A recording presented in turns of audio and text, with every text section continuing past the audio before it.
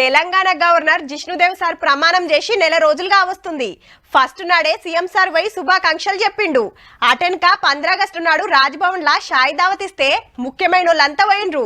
Sir తెలంగాణకు కొత్త కాబట్టి ఇక్కడి పరిస్థితులు, ఇక్కడి పద్ధతులు, పండుగలు, తెలంగాణ చరిత్ర ఇట్లా అన్ని తెలుసుకోవాలి కదా.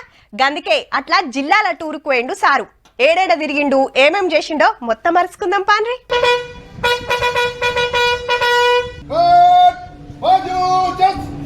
పొద్దుగాల యాదాద్రి నరసన్న దర్శనం చేసుకుంటూ గవర్నర్ జిష్ణుదేవ్ వర్మ సారు విష్ణు పుష్కరిణి దగ్గర పూజలు చేసి అఖండ దీపారాధనల నూనె పోసి కొబ్బరికాయ కొట్టిండు. తెలంగాణ పబ్లిక్ కు నరసన్న దీవనార్థి ఉండాలని మొక్కిండట.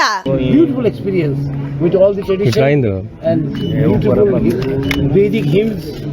So I am very impressed with this temple. ఈడికెళ్లి చక్కగా ములుగుపోతే మంత్రి సీతక్క ఎదుర్కొంది. కలెక్టరేట్ల ఆఫీసర్లు, కవులు, కళాకారులతోటి మాట ముచ్చట నడిచింది. మన మేడారం సమ్మక్క సారలమ్మ జాతర గొప్పతనం చెప్పింది Seethakka. One of the Asia's biggest tribal festival, drawing millions and showcasing our deep rooted traditions. పగటిలి బువ్వదిని Ramappa దర్శనం చేసుకున్నాడు. అటుకెళ్లి భూపాలపల్లి జిల్లాల గణపురంల కోటగుల్ల కాడ పూజలు చేసి పొద్ముక లక్నవరం వచ్చిండు. రాత్రి ఆడనే బస. రేపు హన్మకొండల కవులు, కళాకారులను కలుస్తాడట. అటెన్క వరంగల్ కిల్లా, భద్రకాళమ్మ గుడి, 1000 స్తంభాల ఆలయాలు తిరిగి ఎల్లుండి జనగామ పోతున్నాడు. 3 రోజులు జిల్లాల టూర్ వేసుకొని మళ్ళా హైదరాబాద్ వస్తాడు సారు.